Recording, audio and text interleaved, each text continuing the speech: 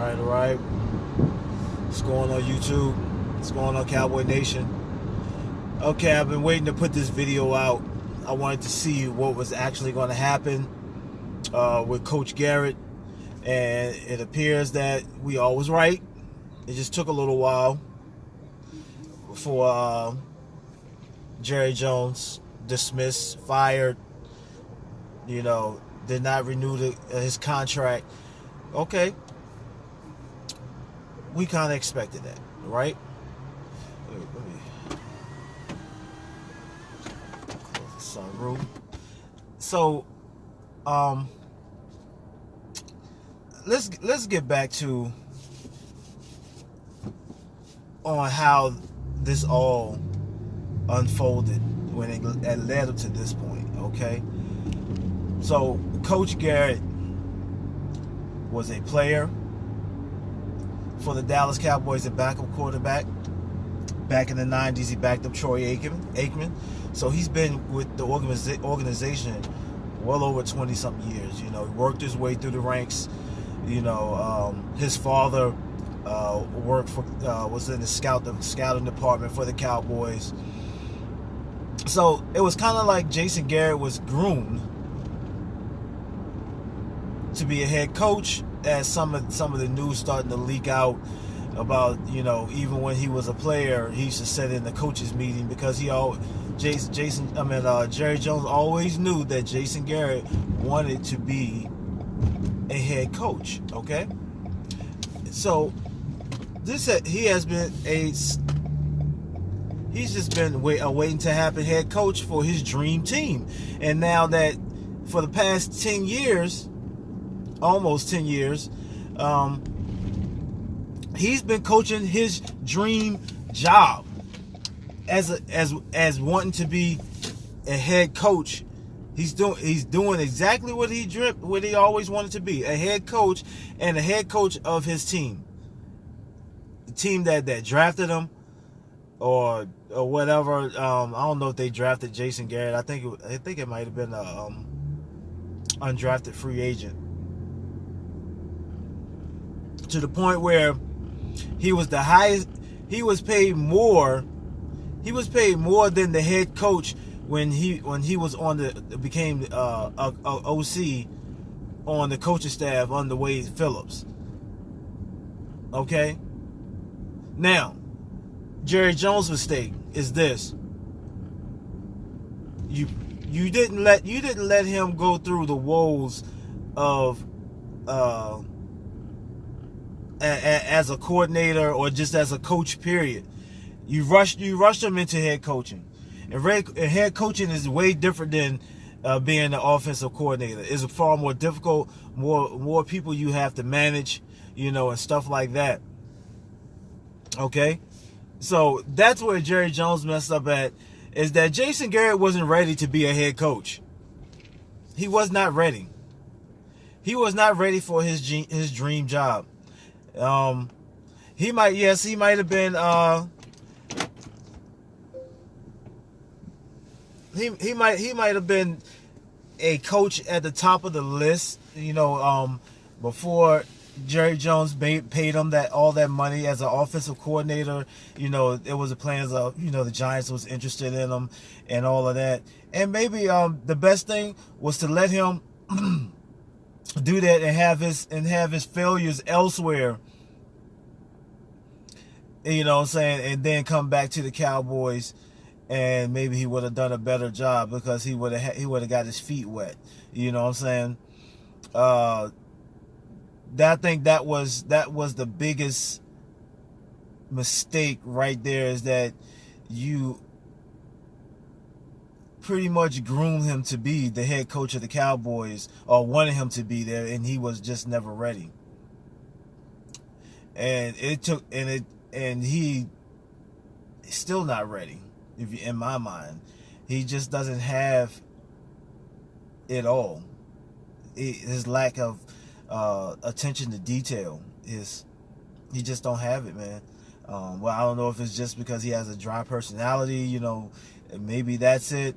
But when it comes to gameplay on the field, these guys continuously get a slow. That they started off very slow, very lethargic, man. And getting into the groove of the game. And then the lack of adjustments.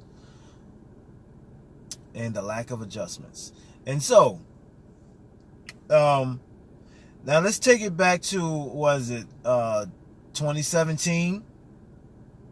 Let's go that 2016, 2017 seasons, those two seasons, because this is where we started to see the case started to stack up on Garrett. This is where Jerry Jones and all of them started to build their case. Is he the quarterback? The head coach for this team going forward? Because you got to remember now. Remember this. Remember all that turmoil and Dez Bryant and all of this stuff right before they got Dak, the year before they drafted Dak and Zeke. It was getting the right guys in the offense, getting Jason Garrett, getting Garrett guys that he liked, personality wise, good guys, stand up guys, blah blah blah. All these supposed to be these Coach Garrett guys. So therefore they started drafting all of these. That they started getting better talent, these good character guys, that's right for Coach Garrett, that he can coach and mold and blah blah blah.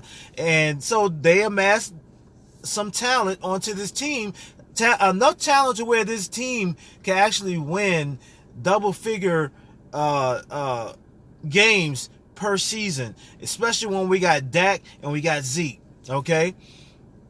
And we saw what happened with the first year. Then second year, we stumbled, but ended up strong. 2018. Then look at it.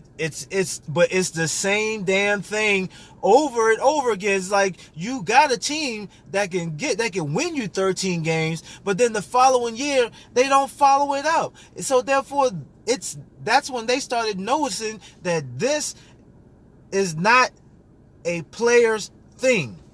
It's not the players. Some of it's the players. Okay. Some of it, the blame goes to the players too. I'm not gonna sit here and say it's all on the coaching. But when you talk about inconsistency, not being able to build that momentum, where you're trending every year, like it went from 11 wins, then it goes from 12 wins, then it goes to 13 wins, but then it goes from round one of the playoffs, division around the playoffs, to the NFC Championship, potentially the Super Bowl. You know what I'm saying? And Garrett has never, ever gotten to that point, even with a 13-3 team. Even with a 13-3 team. And then the following year, odd years, the team regresses to 8-8, 9-17. As what happened this year. And I told you, Garrett, get yourself out of the way. And maybe that's what you call yourself doing this year. Because I don't know what the hell was on it. I don't know what was on the field. Especially during the second half of the season. Where naturally, when the second half of the season, teams get better. They might win ugly, but they get better because they'll get used to winning tight, close games at all costs. And that's what we did not do this year. And that is coaching. Because when we're in these tight games, these field goal of touchdown or less, these are the type of games we're supposed to be pulling out. And these type of games that a coach supposed to pull out work his magic to get us in position, to get us ready to execute these games, those plays that we need to pull out a victory, Because see, everybody's talking about, Dak. Dak was willing to bet on himself. And actually, Dak betted on himself, and it worked out just fine because he had This was his breakout year. This is his career record year. But you didn't do anything to help you look better while Dak was having his success. Because you were tied to Dak, even though Dak Dak is still going to be there. He's going to be the quarterback, as we know of right now. You know what I'm saying? But this was not just an audition for Dak, but it was an audition for you as well, as Jerry Jones has stated during the draft combine, that they was not extending your contract. And if what we saw on the field, especially the second half of the season, where you got it for Philly, you got it for the LA Rams, and that's it. That's a you thing. That was Garrett. And if that was your play calling because you felt like, hey, you're gonna bet on yourself and you're gonna work yourself out of this, you didn't do a good job at it, bro. I appreciate your effort of fighting for your head coaching position, but it was a little too late, because 10 seasons in, and a culture.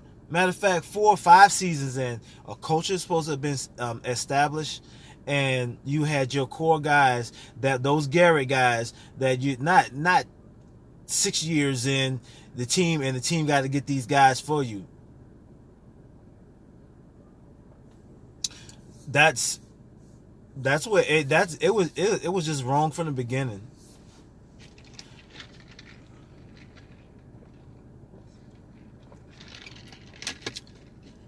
In my eyes, you was rushed into head coaching. You was not ready, and your lack of preparation from game to game, year to year, 4 8-8 seasons. You know what I'm saying? So you are what you are, man. And maybe you will be a head coach elsewhere, and maybe you'll learn. Maybe you've learned your lesson, and maybe you'll flourish. You know, I don't know. But Garrett, I got to tell you, bro, that that this was about you this year. This really was about you this year, and now everybody got to see it, and it was so blatant. It's, all eyes was on you. And I told you that at the beginning of the season, that once these contract disputes, once they fizzle out, the Dak and the Zeke thing, contract dispute kind of fizzles out, eyes was going to be on you. And that's exactly what happened. That's exactly what happened. So it was no excuse, because the team got your guys that was selected for you, and you still could not put together a winning season with a team that was just coming off a winning season the season prior to it, and you could not build upon that. Without much turnover. I mean, you just got rid of Scott Linehan. You know what I'm saying? You got rid of the offensive line coach the season before, and made Colombo the offensive line coach.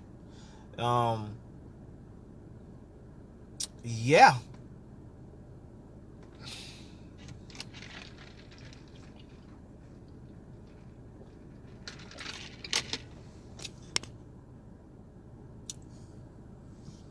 But anyway,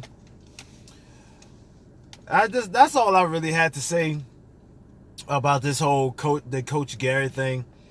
I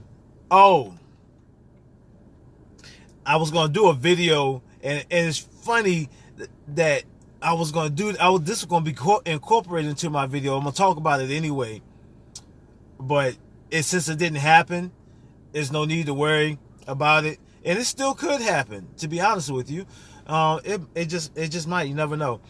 But before the firing, Rob Parker was he like spoke my mind. That I mean, I don't know how he thought of that, but that's the video that I was gonna make, because I was thinking that Garrett was gonna he was just gonna step down as head coach and get a office position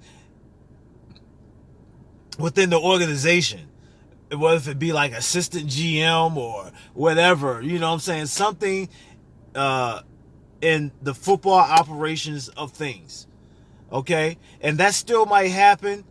We never know. He just might, they gonna let they did the firing, get all of to get the news buzz going, who's going to be the next head coach, and so everybody can talk trash about Garrett now, and then Garrett's not going to get hired by another team, and all of a sudden he's going to be in exile in a sense, just working in the office of the organization, become nameless.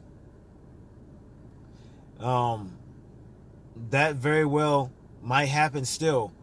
But when Rob said it, I was literally about to make my video, a couple of days ago, and I was like, well, there's no need for me to talk about it now, since Rob Parker done put it out there, like somebody was listening in on my conversation or something, what I was going to put together. But it was good to hear it, because that's the way I be thinking outside of the box, is that something like that, to me, was not out of the realm of possibility. But it didn't happen, not yet. So we'll see who's going to be the next head coach. I heard they got excuse me Ian Rappaport just reported they bringing in Mike McCarthy. I like that pick. I like Mike McCarthy. He's a proven head coach, got a Super Bowl title. Coach Aaron Rodgers, matter of fact, they beat us that rookie season of Dak and Zeke, you know what I'm saying? So I think he's worth taking a look at. The whole Urban Meyer thing, I don't know. It's good. But he's unproven. But he's just a big name. But still not proven on the NFL level. Jay Gruden, whether head coach or offensive coordinator, we need to find a defensive line coach, because we need some stout, we need some beef in that DT position. We need at least one big boy, you know what I'm saying, that can move. We need one big boy that can move, man. Because he can, his size, his girth and size can clog up the lane, but he can also get upfield too, and be more of a run stuffer than anything. I too often have heard people talk about Cowboys and the defense, and particularly the defensive line, and that they always countered the defensive line, because the defensive line always tried to go after the quarterback. The speed that Marinelli was doing was for these guys to get upfield to put pressure on the pass, but not to stop the run. And that's why Indianapolis Colts and the Los Angeles Rams had success against us the season prior to the 13-3 season, and that's why you saw the Saints had success when we lost to them, when they had Bridgewater, because they used that same inside zone running that the Rams and Indianapolis had used the 2018 season. So but we need some stout. We need these guys to play a lot smarter on the defensive front, because the DBs, we don't have the playmakers at DB, but we damn sure got some good coverage guys that will be in position to challenge a pass, even though they might not intercept it, but they will challenge it. At least they will be in position to challenge. You're not going to win all of them. At the same time, that defensive line doesn't get pressure. They got pressure in the passing game, and definitely didn't get any stops short stops for losses in the run game. I mean, damn, a lot of teams ran on us, man, and maybe not by getting the explosive plays, but getting chunk plays out of the run game, and they was able to run it effectively when they needed to against us to keep the ball away. So that's another improvement. I think we had to get rid of Rob Marinelli because, yeah, that defensive line, that shit's not working. That undersized defensive line, man, they killing us. They're killing us in the run game. They're killing us, and it's making our linebackers look very suspect, because bad enough they're not good in coverage. They're not good in coverage at all.